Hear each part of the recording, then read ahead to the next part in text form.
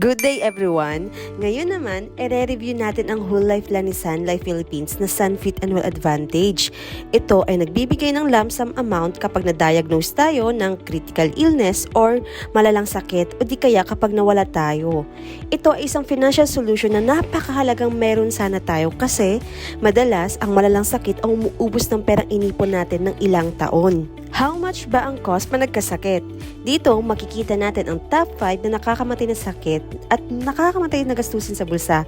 Here's the estimated cost kung magkano ang madalas na nagkagastos natin pag nagkaroon tayo ng mga ganitong klaseng sakit.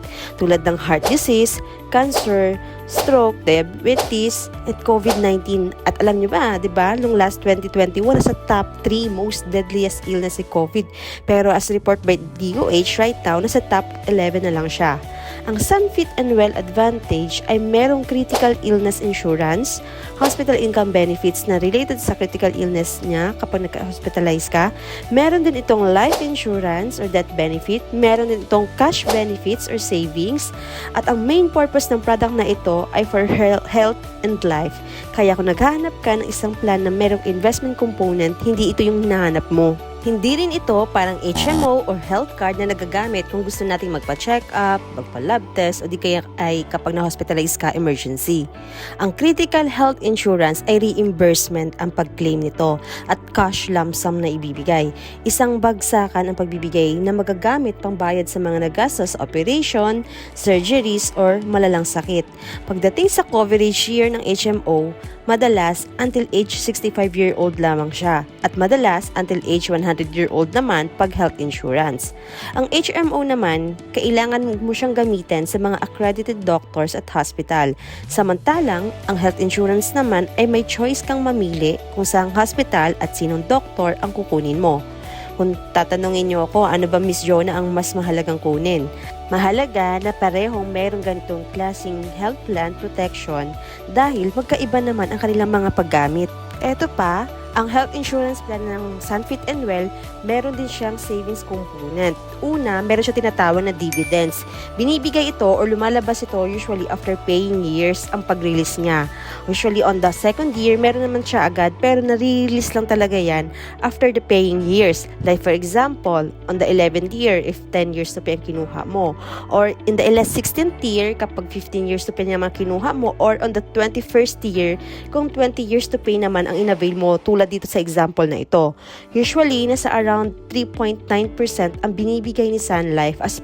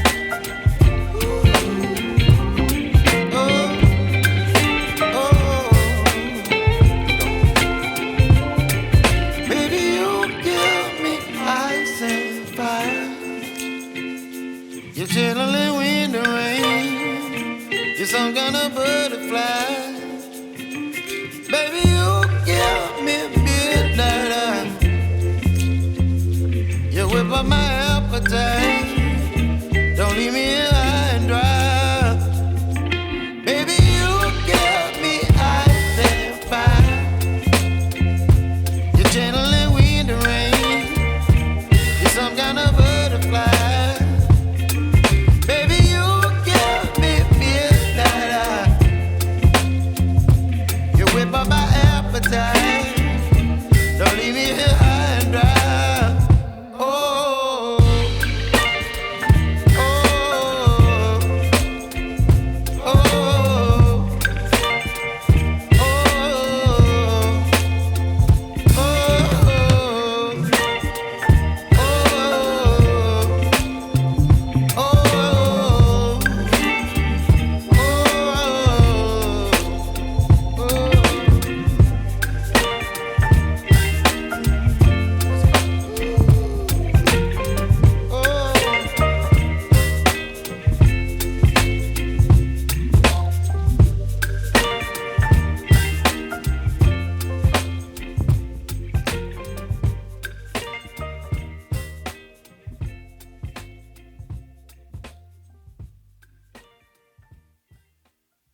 na nagpapatunay na ikaw ay totally disabled na talaga para ma-waive ang premium ng policy natin.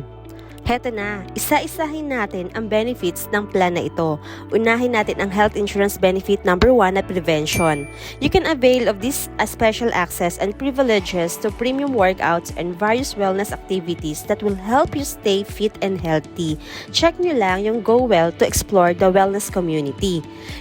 Next is the diagnosis. Ito ang pinaka-main highlight. First na pag-uusapan natin is the major critical illness. Meron itong 64 illnesses na nasa listahan ay may makaklaim ka naman na 100% ng original face amount, which is, halimbawa sa example natin, 1 million, less the minor critical illness claim if meron man. For the 34 minor critical illnesses naman na covered nito, ang maximum benefit na pwedeng maklaim dito ay 50% of the original face amount. Sa first claim at second claims ay 20% at third claim naman ay 10%. So, ibig sabihin, hanggang 3 beses ang pwedeng maklaim pagdating sa minor.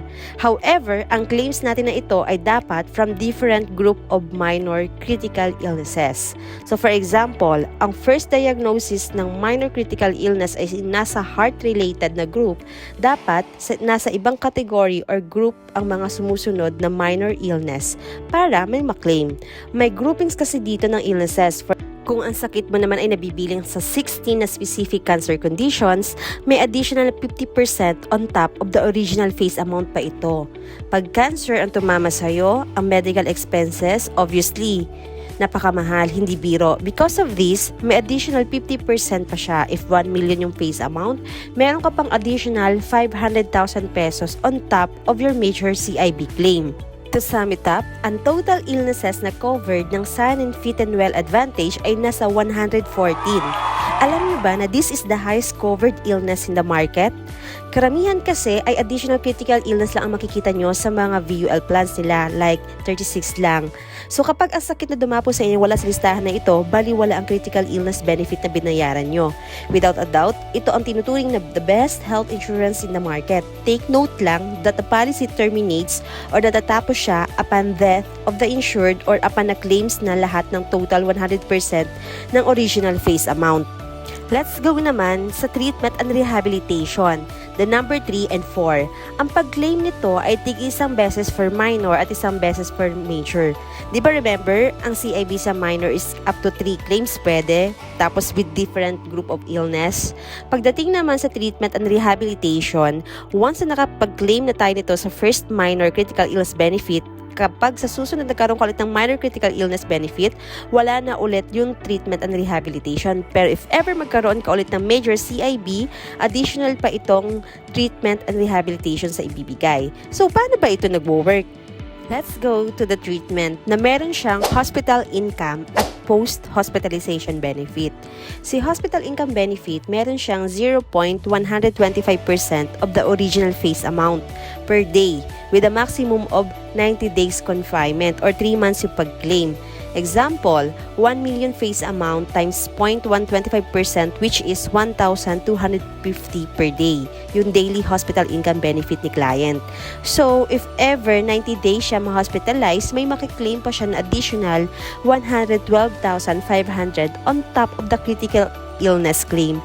Meron pa siyang additional fixed amount of 5,000 pesos for the post-hospitalization benefit on top din ito ng critical illness claim niya pa.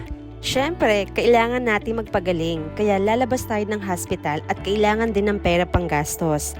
Dahil dito, meron din siya makukuha na home recovery benefit na additional 50% of the hospital income benefit. So example natin kanina na 90 days siya na confine with total of 112,500, ang makiklaim niya this time is meron pa siyang additional 50% nun, which is 56,250 pesos. Makaka-claim din ng 10% of the face amount or 100,000 pesos si Mrs. De La Cruz, a breadwinner, kung mag-terminally ill siya with life expectancy of 6 months or below na lang. Ito yung tipong may taning na yung buhay niya.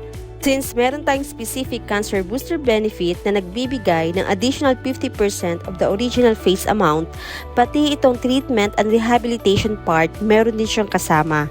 After ma-discharge ni client from the hospital if qualified for the specific cancer booster, meron pang additional 50% from the total amount nang galing sa daily hospital income benefit, post-hospitalization, home recovery, and palliative care benefit if meron man. Ang insured dito ay dapat buhay pa nung i-discharge siya from the hospital para maging eligible to claim this kind of cancer booster for treatment and rehabilitation part. Ngayon, i-break down natin lahat ng benefits. Let's say, meron tayong sample scenario number 1. Si Mrs. De La Cruz, halimbawa, na-diagnose siya ng invasive cancer. Under yon ng major critical illness. So, bale, 100% ng face amount ang makiklaim niya, which is 1 million pesos. Kung nasa specific cancer category naman ang sakit niya, may additional pang cancer booster benefit na dagdag 500,000 pesos. Yan yung 50% ang original face amount, less the minor claim if meron man silang nabawas. Kung na-hospitalize siya ng 90 days at buhay pa nung na-discharge, may additional pa itong 112,500 pesos na HIB. Home recovery naman na 56,250 pesos at post-hospitalization na 5,000 pesos. At since pasok siya sa specific cancer, ito ay may dagdag pa na 50% additional benefits from the treatment and rehabilitation. Ito ang total na pwede niyang maklaim sa ganitong senaryo, around 1,760,715. Tapos, terminated na din ang policy niya. If mawala si client, wala na din yung death benefit or insurance claim na makukuha kasi nga nakuha na rin lahat. Let's go to sample number 2 scenario. Halimbawa, si Mrs. De La Cruz ay kailangan ng surgical removal of 1 kidney na under ng minor illness kidney-related group. Makiklaim niya ang 20% of original face amount ng 1 million, which is 200,000 pesos. At kung ma-hospitalize siya, sabihin natin 60 days, ito pa ay pwedeng makuha. Ang total claims naman niya for this scenario is around 317,500 pesos. Ang madalas na tanong naman ay ganito, anong matitirang benefit? Kung nakaklaim na ng first minor illness, pwede pa siyang makapag-claim for second ng 20% ng original face amount and 10% naman kung magkaroon pa ng third claim, which is ang total of minor claims ay 50%. Tapos, dapat nasa different group of illnesses ulit ang mga susunod na mga claims. And the remaining benefit ay pwede niya magamit for his major critical illness or kapag tinawag niya ni St. Peter kasi nga until 100-year-old pa naman ito. Kung mapapansin natin, sobrang dami na dagdag pa ng mga benefits on top of the critical illness benefit na pwede natin magamit na pampagamot at pagpapagaling. Ang 1 million na ginawa nating face amount kanina ay sample lamang at pwede pa siyang ma-adjust depende sa budget na gusto or gaano kalaki ang coverage na kinakailangan. But then again, don't forget na meron pa rin itong cash savings just in case hindi natin ito nagamit. Ito ay limited pay lamang at meron tayong option to pay if 10 years, 15 years, or 20 years. Sa example natin na si Mrs. De La Cruz, non-smoker at 30-year-old na gusto ng 1 million coverage, ito ang option na pagpipilian niya. Makikita natin dito na mas makakamura tayo kapag naka-annual ang mode of payment kasi discounted yan, compared to quarterly payment kasi merong interest ang payment niya. Nasa 10% ang interest kapag quarterly at 6% naman kapag semi-annual. Mapapansin din natin na mas mababa ang 20 years to pay kasi na-shorten ang payment number of years. At ngayon, ipapakita ipapakita ko naman sa inyo ang pinaka-minimum na pwede nating i-apply sa Sunfit and Well Advantage. At the age of 30-year-old, kung iyong kukunin is nasa 300,000 coverage lamang, ang quarterly lamang yan ay nasa 2,800 or 3,000. At ang annual yan is nasa 10,000 pesos lamang. At kung 900,000 ang kukunin mong coverage, nasa 8,000 lang din naman ang quarterly niya. Ngayon, alamin mo na lang magkano ba yung ideal budget mo para sa health insurance mo. For more inquiries and clarifications sa plan na ito, you may contact your favorite Sun Life Financial Advisor, or if wala ka pa, pwede ka din mag-message sa akin sa Facebook page or sa personal Facebook account ko. See you!